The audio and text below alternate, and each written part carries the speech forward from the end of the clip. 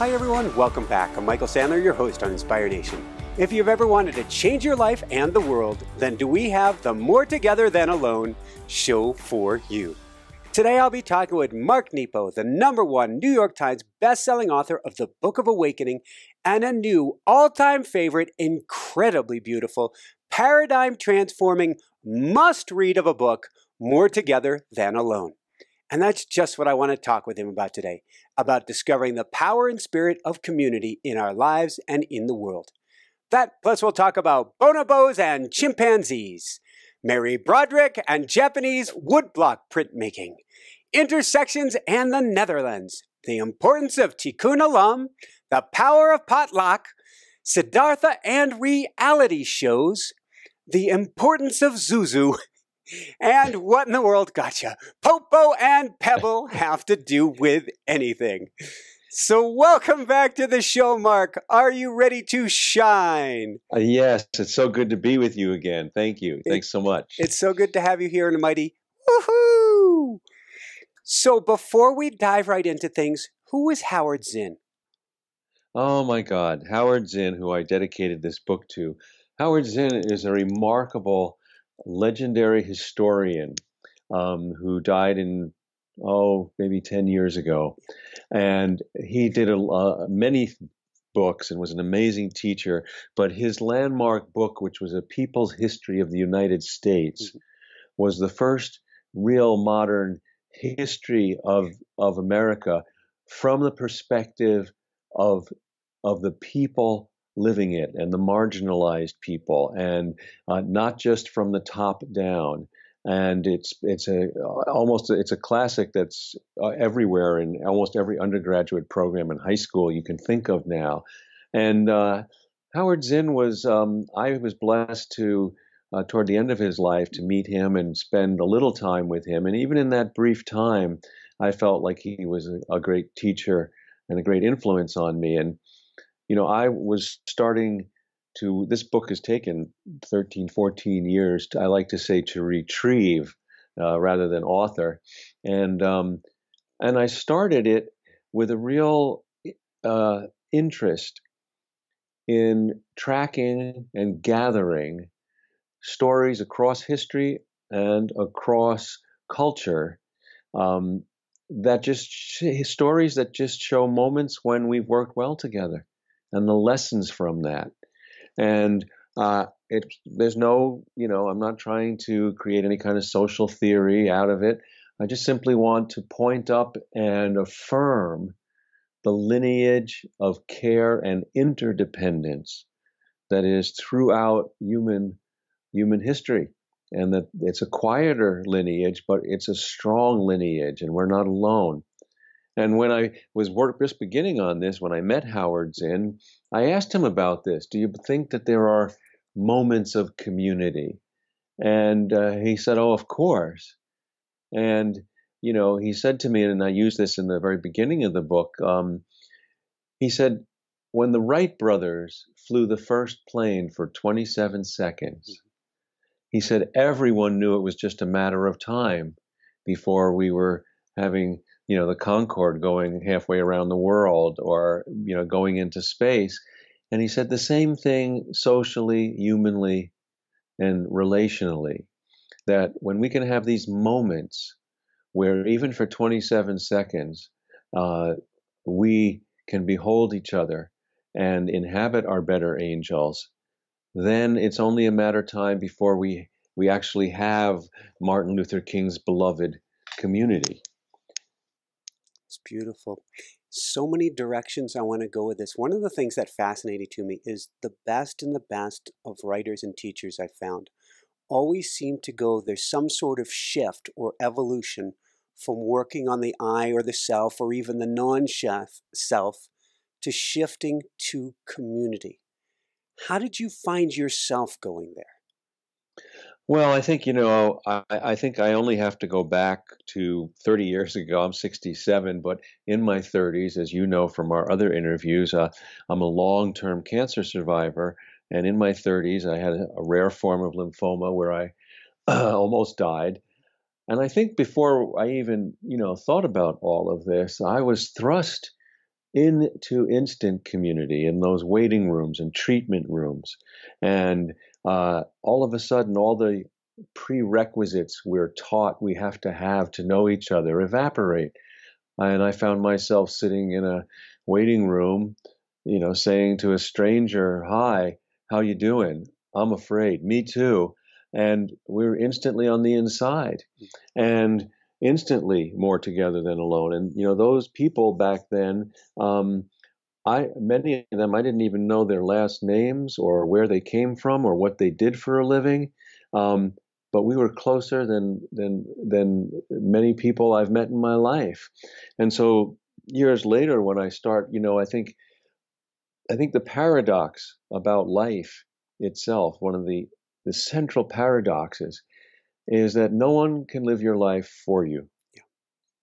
No one can feel what you feel or see what you see or earn the wisdom that you have and that you can bring. And no one can make it alone, whether you think you can or you can't. And one of the chapters in the book, as you know, is called a Little Raft, Big Raft. Yes.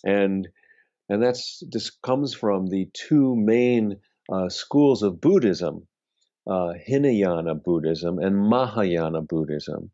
And Hinayana, the words mean little raft. And the central position, if you will, or perspective of Hinayana Buddhism is that it's an inside job.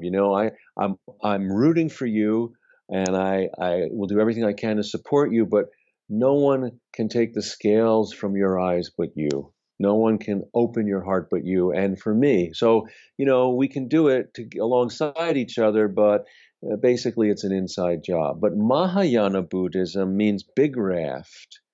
And it says, no, sorry, we think we can help each other, and there's room enough on the raft for everybody. And our destinies, our inner work and our outer work are inextricably linked. And so, and anyone who needs, let me offer this. This is a quote from a Hindu sage that really affirms how inner work and service are linked. And it was Ramana Maharshi, the great sage Ramana Maharshi. And he said, I love this quote, he said, "To try to save the world before liberating yourself is like carpeting the earth rather than wearing sandals." So true. And with that said, it's an interesting dichotomy. It's an interesting balance, because on one hand, I feel it is an inside job. You have to go inside if you want to change the world around you. However, maybe it feels like, and history ebbs and flows, so I can say this with complete uncertainty, it feels like Mahayana is needed, that big raft is needed now more than ever. I would agree, absolutely. And it is, of course, a both and. We have to, until I can love myself, I can't love others. But it's not sequential. By being loved by others, I can learn to love myself. We don't know which way it's going to unfold. In the same way in the natural world that we all know that plants, they thrive on carbon dioxide and they produce oxygen. And we are just the reverse. We produce carbon dioxide and we need oxygen. And so when we can be exactly who we are to be, we have this beautiful kinship. And there is this innate kinship between all living things. And I think the struggle throughout history is when we, through our suffering and our fear, we forget that and we retreat and we let fear be the God we pray to. We live in this beautiful home. In fact, I want to tell you about several things to do with the home, because we've got aspen groves here. But we have outside, where we have all these hummingbird feeders, which I was mentioning, all the hummingbirds coming over the fires. There's a group of wasps that just this week have started creating a huge wasp nest. And there's this natural potential fear to wasps. And I went online and I said, what's our interconnectivity with wasps? What are they here to share? Turns out they're pollinators as well. They eat caterpillars, which eat the trees, and they help prevent scourge or decimations of forests. All of these amazing good things that they have to offer. And this is the we rather than the me. When we get caught up in that me place, we forget the interconnectivity of all of us and everything, don't we? Yes, we do, and I think that and let's take that and talk a little more about the times we're living in, and not just here in America, but globally. And so we seem to be, throughout history, um, there's a crest and a fall repeatedly, like waves in the ocean, where there are periods, decades, even centuries, where we turn to each other. And then there are decades and times when we push each other away. And it's unclear if we're at a tipping point between those two currents. And which way it's going to go is not yet clear to me. There certainly is a lot of noise and a lot of fear and a lot of violence and a lot of digging in isolation and pushing away. But the reason I say I don't know which way it's going is because when we are in fear, and when things are falling apart, it makes a lot of noise. Yes. And things are always coming together at the same time. There are always things coming together and falling apart at the same time. But when things come together, they're quieter. They're quieter. And so one of the traits, I think, of the modern world is that we are addicted to the noise and the sound of things falling apart. Yeah. And this clouds our chance to see an accurate view of everything, because we lose sight of everything that's coming together at the same time.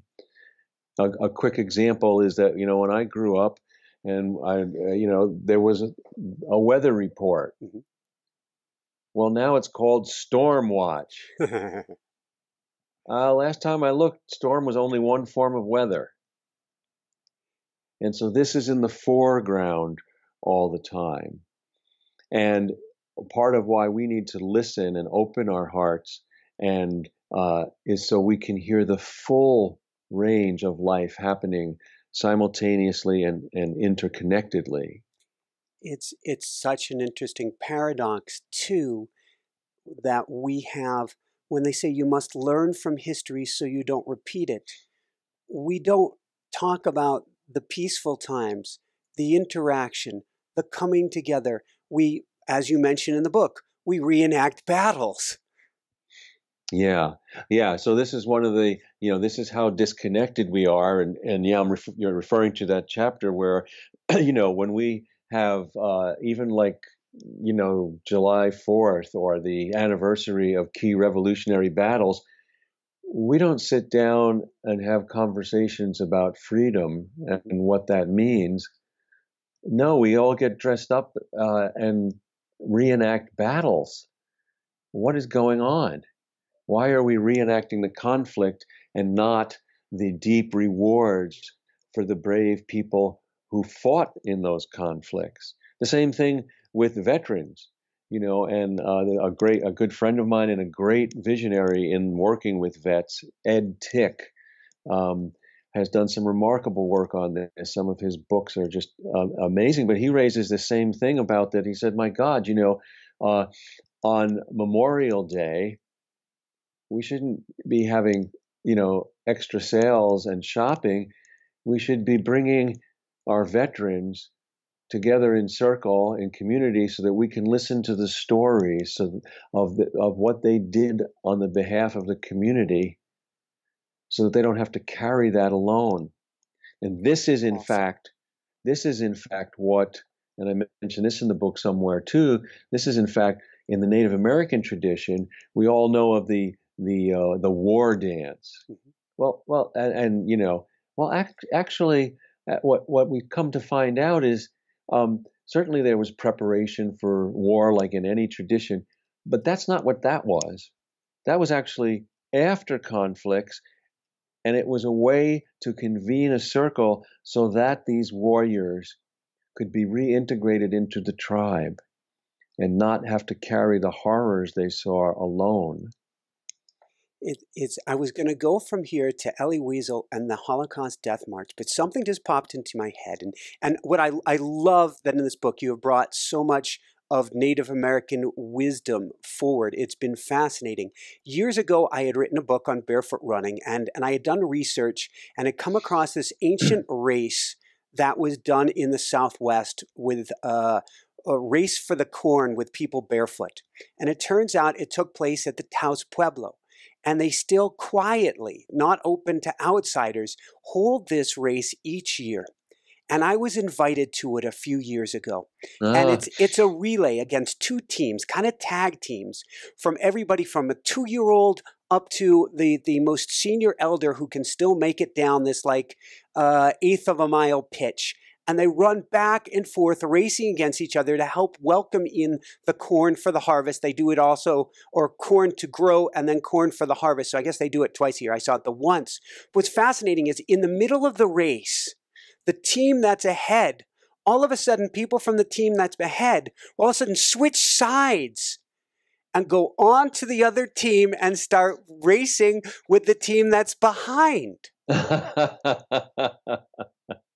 Oh, that's fabulous. So yeah. We're all in it together. From there, maybe you can tell us about Elie Wiesel and the Holocaust Death March. Well, this I open up early in the book, and this is from his account of being a 15-year-old in Auschwitz, and toward the end, when the Allies were coming to liberate the camps. And of course, being an inmate in the camp, no one knew that. But the Germans, the Nazis, wanted to kill as many people as possible, clear out the camps as possible before the Allies would get there. And so they had these. He was part of a death march in winter where everyone was told to keep running as they were running away from the camp and not knowing where. But clearly, if he recounts that if anyone faltered or fell, they would be shot. And as they were all running, and it was terribly cold and terribly hard, an older man stumbled and fell. And instantly, without any thought, everyone around fell on top of him. And this is, often, as you said, when things get difficult, we all show up. And so here in our instinct is why did everyone fall on top of him? Obviously, so that they couldn't tell who it was that had fallen, that they would have to kill them all. Was it that they were exhausted of their self-interest, that they were able to return to their innate want to join and care for each other? And they could have all been shot, and in that instance, the SS officers just kind of beat them all up to get back on their feet and run. But it stayed with me. That moment stayed with me, and stayed with me because this is at the heart of community: is how will we help each other up? Will we cover each other and shield each other? Will we, when I use this in that same chapter, I live here in Michigan, and in the winter I shovel my walk and not the whole thing. I can't do the whole thing, but I shovel some of it. And across the way, I see my neighbor and I wave and he waves back. But if my electricity goes off, will he let me in? And for how long? Or me, him? What is it? And I think that one of the kind of purposes of suffering is that it extends our compassion. And once our heart is open in compassion, it can't close again. It keeps opening. And so this is what we need to rediscover and lean into. And so let me go and let me talk a little bit about. I wanted to talk for a minute about the two tribes, the Please. chapter in the book. And this comes from, I was trying to imagine in these crests through history of times when we come together and times when we push each other away. Right now we're in a period where people are so polarized and pushing each other away. And, being of Jewish heritage, I'm a student of all paths, but I am definitely Jewish by heritage and culture. And I had in my grandparents' generation people die in the Holocaust. So here we are in 2018, and there are Nazis in the streets of America. Well, I don't have any answers. What am I supposed to do with that? How am I supposed to be with that? And the alarm, and I just know that that I need to be visible. I don't know what that means every day, and I think that every one of us has to stay visible and who we are and seen and heard, and every day will require it differently. But that made me think, well, beyond this time and this particular self that I'm inhabiting, what does this look like throughout history? And it led me all the way back to reflect on imagining the first two people to come upon each other. And so imagine they didn't know anybody else existed, and one person at the mouth of a cave sees someone in the cave, and they go, "Oh my God, wait, I thought I was alone. Who are you?" And the one in the cave says, "You're different, go away." And I think that was the beginning of the Go Away tribe, based on fear. And when our fear has been great enough, then we've had periods where those from the Go Away tribe say, I can't trust you'll go away. I have to put you where I can watch you. I have to put you in a ghetto, in a camp, in a refugee center. And at the worst, when fear is rabid and overtakes our lives completely, then the Go Away tribe, we have periods of genocide where those people say, "Oh my God, I can't even trust you'll be where I put you. I have to make you go away." But at the mouth of the cave, the other person says, "Oh, you're different. Come teach me." And that, I think, was the beginning of the Come Teach Me tribe. Thank God you're not like me. We're more together than alone. Teach me what I don't know. Lead me into our common well of decency. And that has led, as many of these stories in the book point up to, the amazing periods of the highest civilization and periods of enlightenment. And here's the catch. We belong to both tribes. And I'm talking to you today about the Come Teach Me tribe, which I feel devoted to, but I could wake up tomorrow for some reason so afraid that I switch tribes, and I'll need you to remind me. I'll need you to mirror to me. No, wait. And so this is another reason it's not clear where we're going today. In the Middle Ages, and this is a good period, in the what are called, like from 700 to 1200. On the one hand, you have the Iberian Peninsula in Spain, where the Muslim Empire, included Christians and Jews, and they just didn't tolerate each other. They thrived together. It was one of the highest civilizations in the history of the world. Now, at the same time, over in Europe, which is what we're taught in school, it was known as the Dark Ages. It was, and during that time in Europe, only 10% of the population were literate. 10% of the population of Europe kept literacy alive for over 200 years. And so if we are on the verge of the Go Away tribe coming in the foreground, if we are on the verge of another dark age, then it is incumbent on us to keep the literacy of the heart alive. Every conversation, every show you do, everything we're doing matters. And why does it matter? Well, we go back to a biological analogy to help us understand this. Two things. One, that a body is considered healthy if it has one more healthy cell than toxic. We'd like a lot more, but as long as it has one more healthy cell than toxic, it's healthy for the time being. Well, let's imagine humanity as a global body. Yeah. And every one of us is a cell in that global body. And so every conversation, every kindness, every truthfulness, every time we don't destroy the wasp's nest. We feed the hummingbirds. We fall on each other and help each other up. We are strengthening the immune system of humanity, and all we need is to have one more healthy soul than toxic or lost, and we'll make it to tomorrow. So this brings us to our notion of giving, which in the modern world is transactional. That is, it's A to B and B to A. Even in a good sense, I need help. You're kind enough to give me help, and I give back to you, and it's reciprocal. Well, that's one. And at the worst, it's transactional in a way that, all right, we see today with the terrible state of politics and corruption.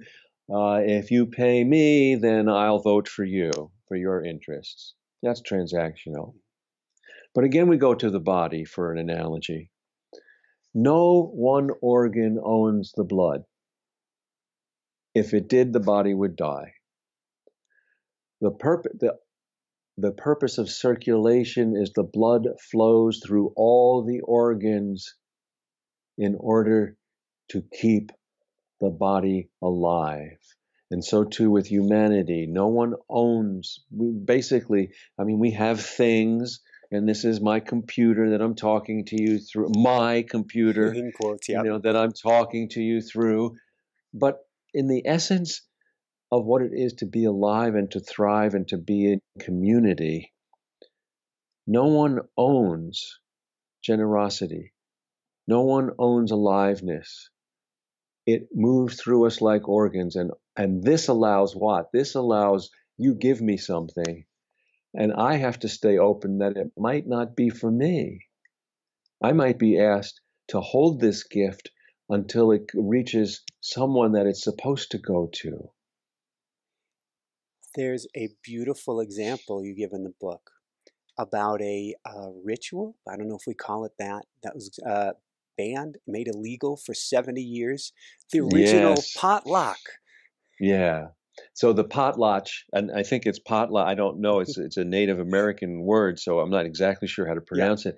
But the potlatch ceremony and really way of life in the Northwest, which was up in, crossing in Canada, the First Nations people, as well as the Northwest United States. So this was a giving that once a year there would be a ceremony where the tribe would get together, and people were valued by what they gave away. The people were honored for who gave away the most.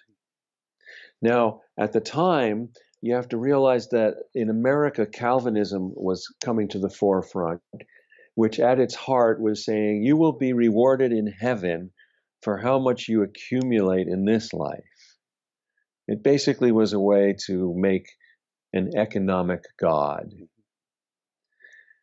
And so missionaries who started to try to Christianize the First Nations people were writing back to everyone in America, they don't get it. They're giving stuff away. And it's preventing us from assimilating them into Christian ideals and culture and way of life. And so this is a good example of the go away. You're different. We can't allow that to stand. And so, as strange as it sounds, for 70 years, both in America and in Canada, the potlatch way of life and ceremony was made illegal. That's insane. They actually made giving illegal. It's just the most bizarre thing. And so what this raises is that, in a larger sense, and what I've learned from this is that every culture has a strength and a shadow, just like a person. We need the best gifts of every culture, not to choose or play seesaw or elevate one over another. So we need the giving, caring, of the First Nations people.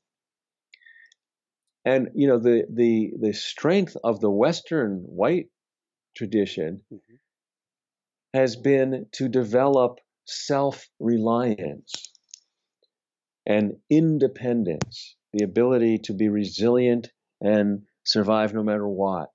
But the shadow of that is the cancer of self-centeredness and self-interest. You go over to Africa, and Africa has the most inherent sense of community. So much so that their shadow side, from what I can see and my experience in reading and visiting, is the struggle to develop a self. So strong is community that it's very difficult to hold on to a sense of self. So, but we don't need to choose. We need the best of, and it's so strong in Africa that for all the different countries and cultures and tribes and languages, I was amazed to learn there is no word in Africa for orphan. Because if a parent dies, it's assumed that that child will be absorbed in the tribe, in the larger community, the extended family. So there's no need for that word. Incredible. There's another word that you bring up, an African view that's extremely important, Ubuntu, if I pronounce that even close. You did. Ubuntu, which has been made very popular and known rightfully in the last 25 years by Nelson Mandela and Archbishop Tutu, comes from the Zulu tribe, and it is a phrase that means literally a person is a person through other persons. It has been extended to the phrase that Bishop Tutu has often said is, I am because you are because I am. And again, it points to the interrelatedness of humanity, that we do rely on each other and need each other. And interestingly, throughout modern history, there have been studies done that the people who are the most philanthropic are the people who have the least. And I think this is because once I have fallen down and I'm hungry, I know what it's like for you to be hungry. You talk about your grandfather. Yes. This is I think every family has its own history and mythology. And one of the myths that we keep alive in my family is that during the Great Depression in Brooklyn, my grandfather, who was a printer, that means before there was digital and everything, there was letterpress type where people had full-time jobs of putting type single letters together to make sentences and then lines and pages, and they were physically locked in, and then you would roll paper, ink that, and roll paper, and that's how newspapers and books were made. Well, he was a printer who was out of work, like so many people in the Depression. My family at that time had a vegetable stand. They had very little. And he would bring strangers home to dinner during the Depression. And my grandmother would pull him aside and say, what are you doing? What are we going to do? How are we going to feed everybody? And he would smile and kiss her on the cheek and say, don't worry. Whatever we have, break it in half. It'll be enough. And that has been part of my tradition and and so all of this to say, as we're listening and people are listening to us, okay, these are huge cultural trends and we're talking about from history, how can we help? What can we do? It's overwhelming. Well, that's how we can help. What's the tradition of giving in your family? And if you don't have one, create one. Mother Teresa said, courage is doing small things with love. So again, every gesture we make can matter, and we need to lean into that. So one of the things that I've through all the stories and all the different cultures, I think there were two threads that I saw through everything, and one was that when fear makes us think that self-interest will protect us, love and suffering affirm that we're more together than alone. And the other is that though we work for what we want, and there's nothing wrong for working for what we want, but though we work for what we want, it's only an apprenticeship for working with what we're given. Our greatness of spirit resides in working with what we're given. That brings up another important term that I see threaded throughout here, tikkun olam. Tikkun olam, which is from the Jewish tradition, means to repair the world. And the ethic here in the Jewish tradition is that we are here to repair the world. And then a very, astute rabbi said, well, but we are the world. So if we're going to repair the world, we have to repair ourselves, which goes back to the Ramana Maharshi quote. Dante in the Divine Comedy, which is this journey from mythically through hell, through purgatory to paradise. And Helen Luke, the great Jungian analyst, takes that and says, well, it's not really a climb. Hell is the cost of false living. Purgatory is the struggle to be real. Paradise is the struggle to stay real. So in Purgatory, in Dante's Divine Comedy, he has a ring in Purgatory for people who do good poorly.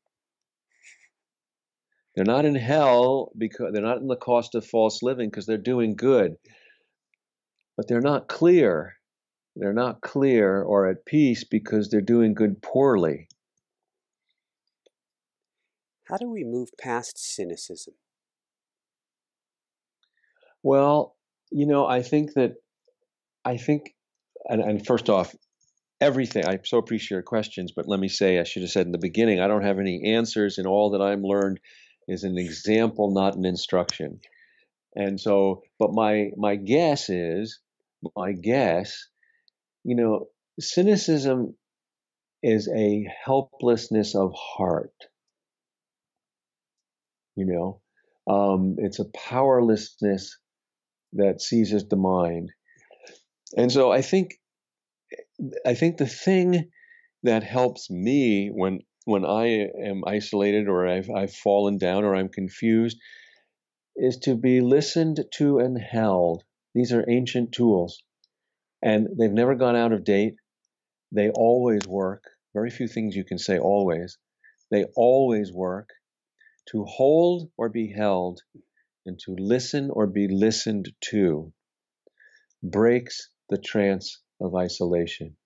It can stir us from the go away tribe to the come teach me tribe. And so it takes courage to hold and to listen, and especially with people who seem opposite or who seem difficult or who seem, Longfellow, the American poet in the 1800s, said that if we truly listened to the stories of our enemies' suffering, they would no longer be our enemies. And it takes courage to do that. You share a story about Popo and Pebble about this. Popo and say the other name, I can't remember. It's Pebble. Yes. So this is the story of a Hawaiian grandmother and her grandson. And I heard this beautiful story that as she was taking her grandson for walks around the island in Hawaii where they lived, there were these beautiful horses. And the grandmother would kept saying, look at the beautiful horses. And there was no reaction from her grandson. He just, and this would, day after day, this would happen. And she would think, finally she thought, well, maybe he just has no curiosity, or maybe there's something wrong with his sense of wonder, or he's just not interested. And finally, it occurred to her to get down to his level to see what he was looking at.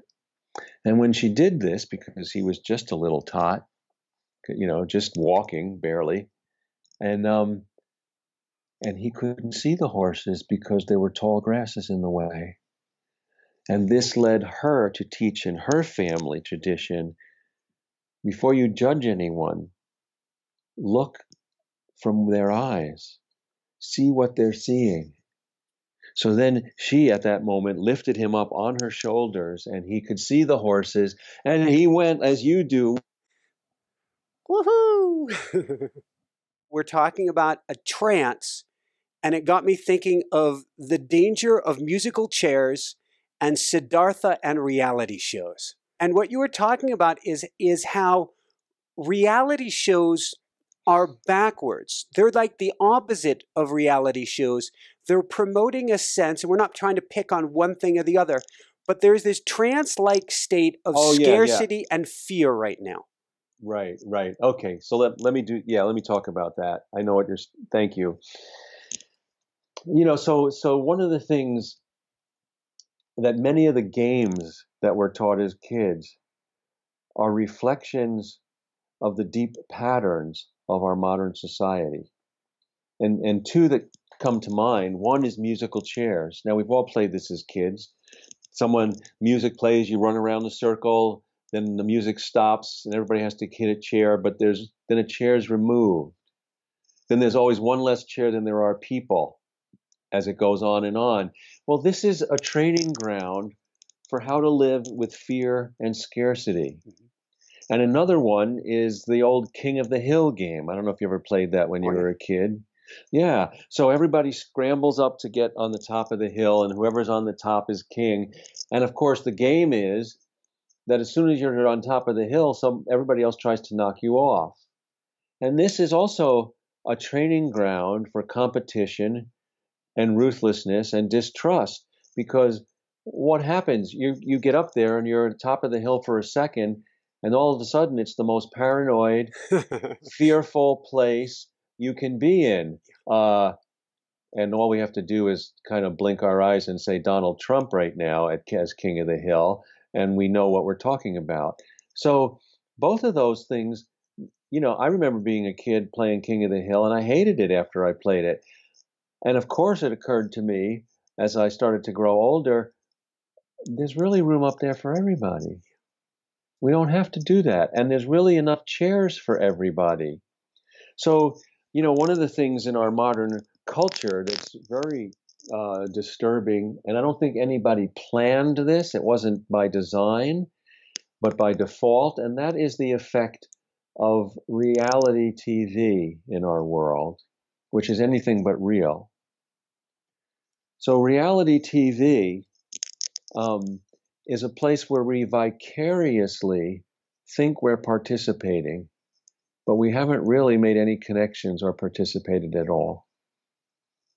And so, I can watch, and I'm I'm not being critical of any particular show, but you have these shows, Fear Factor, which is we're going to try to make things seem extraordinary by how revolting and shocking they can be, rather than finding the extraordinary in the ordinary, which every mystical and spiritual tradition has supported since the beginning of time.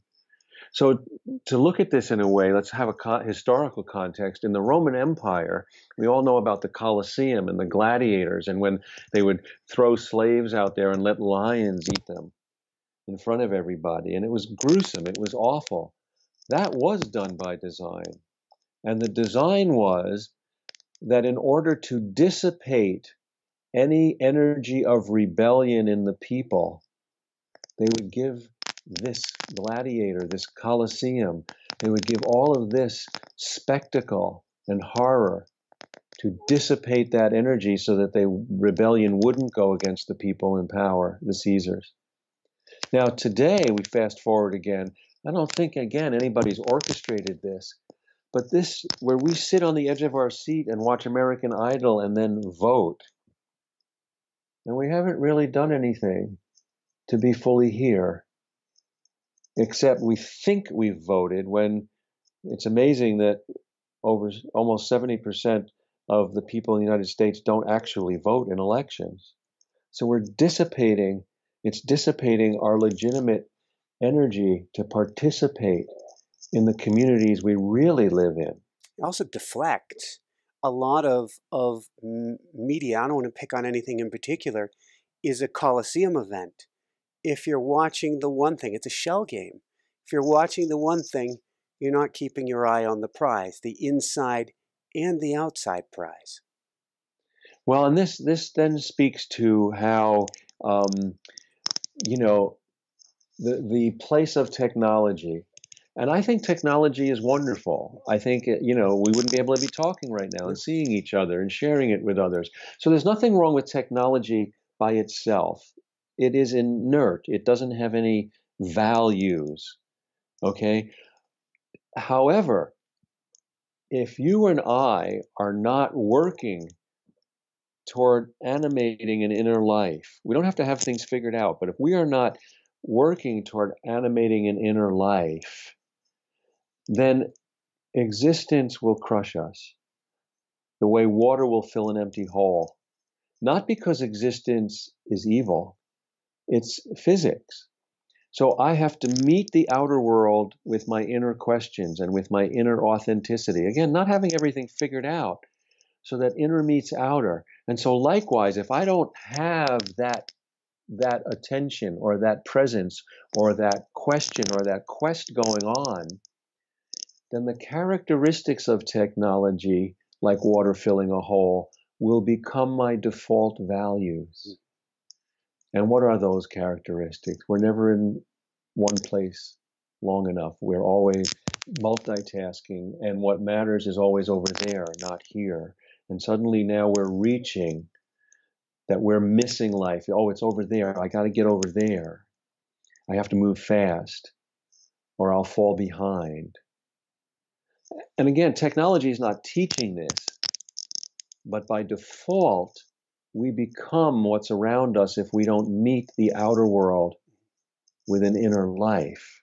There is something that you mentioned, going back to competition. I've been drawn to, I was a professional bike racer a long, long, long time ago in a distant galaxy on a faraway planet.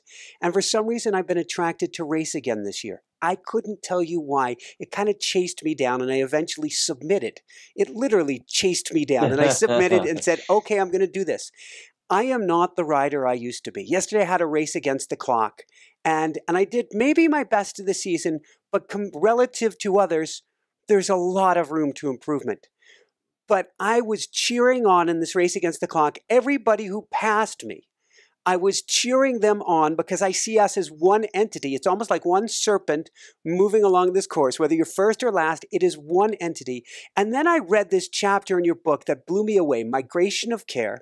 It was talking about, first off, the monarch butterflies just blew me away. But there is something that got me thinking on such a global level, it blew me out of the water. The quote is, why not being the best for the world rather than the best in the world? Yes, and that was from DeWitt Clinton, who is a fantastic photographer for years for National Geographic. Yeah, not being best in the world, but for the world. And so there's nothing wrong with wanting to excel or to be the best we can be. And there's not anything wrong with competition in its own perspective. But when, like we were talking earlier, when fear becomes the god or when competition becomes the god, then we'll do anything to be king of the hill. Then we'll do anything in musical chairs to get that chair, including hurting the person who's racing for it. And, I had a similar experience. Actually, when I was in high school, and college, I played basketball and I loved it. But I have to be honest, I was never, I liked to win, but I wasn't in it for winning. I was in it because I loved the unscripted free flow of the game. And so, yes, I wanted to make the basket or make the pass, but it really wasn't about winning. If you would have said to me, you can play and lose, or you could win and not play, I would play and lose. Because it gets to how we define ourselves. it reminds me. I know you mentioned, and I want to touch on this about the innate kindness that is in human beings. Throughout history, there has always been an unsolvable argument. There are half of the philosophers who are nihilists, and pessimists, and pragmatists, and evolutionists, and who all want to say, we're no better. In fact, we can be worse than animals, and we need restrictions and laws and all kinds of structures to prevent us from running amok. And then there's the other side that says, human beings are innately, it's out of pain and fear that we go against our true nature. And so Mencius, who was a Chinese philosopher 200 years after Confucius, he had a beautiful image about this.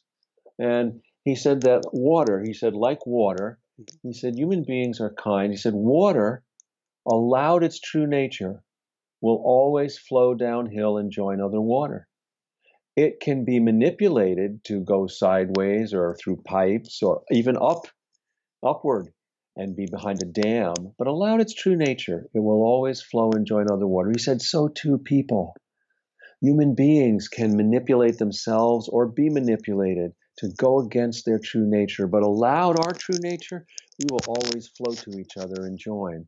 And so even in the natural world, and this is where I'd like to touch on the bonobos and the chimps. Thank you.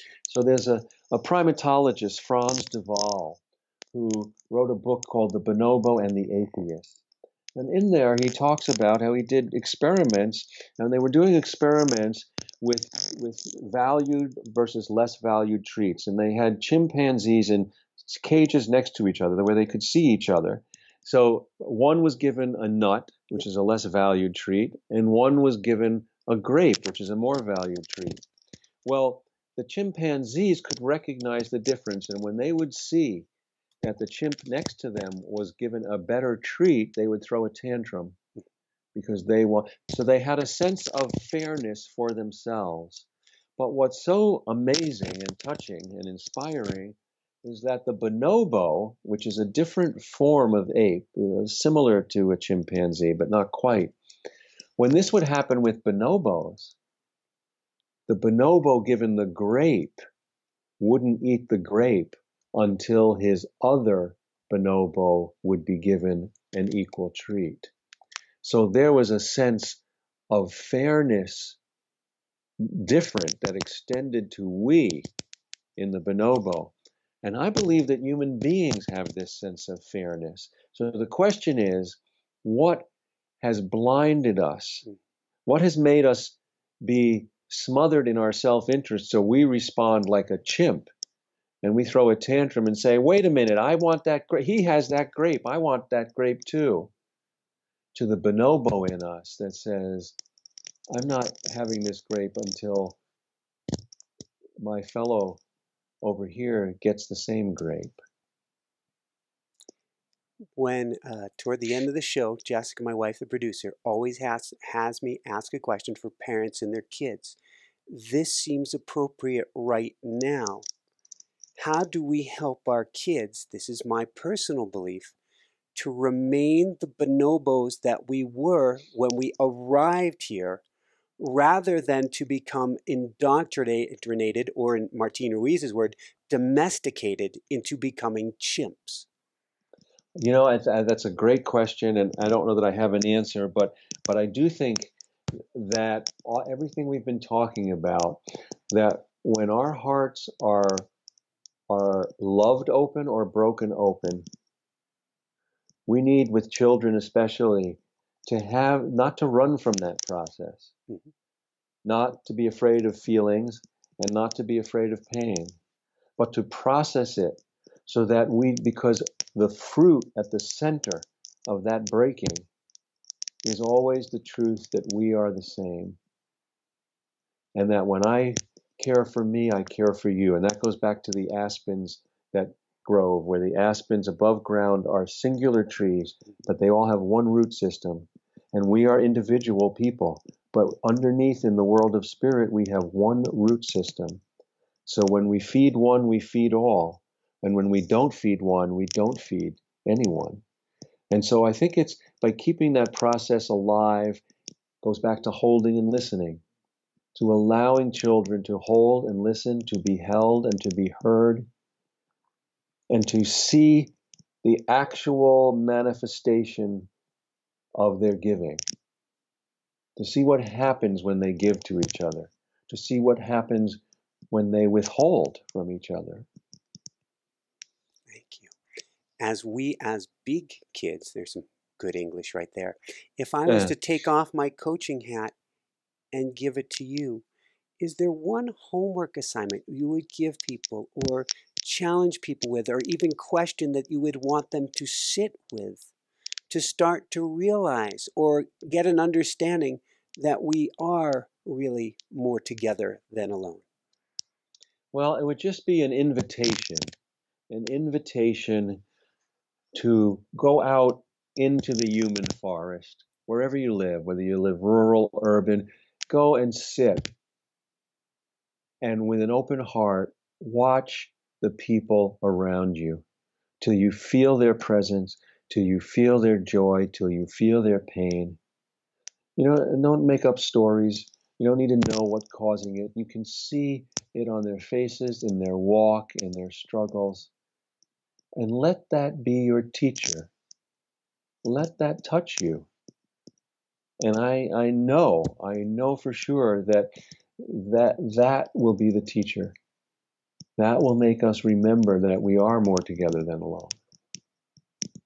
Woohoo!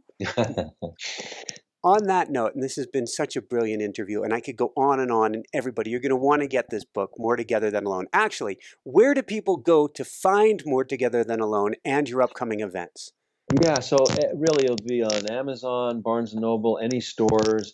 My books are everywhere, wonderfully. And people can find out about I'm just beginning a very full fall of teaching and speaking. And you can go to my website, marknepo.com, or 3intentions, all spelled out as one word.com.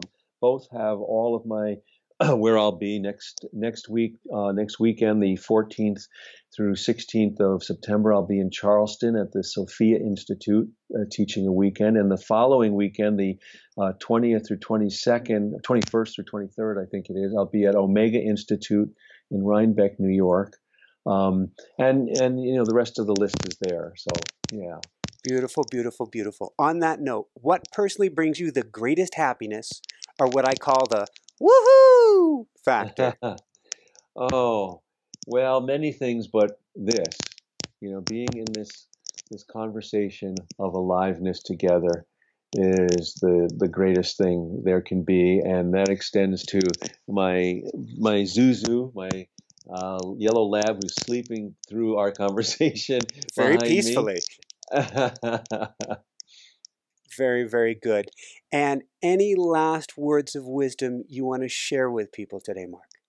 Well, I would share, given our conversation, a small poem of mine that goes like this.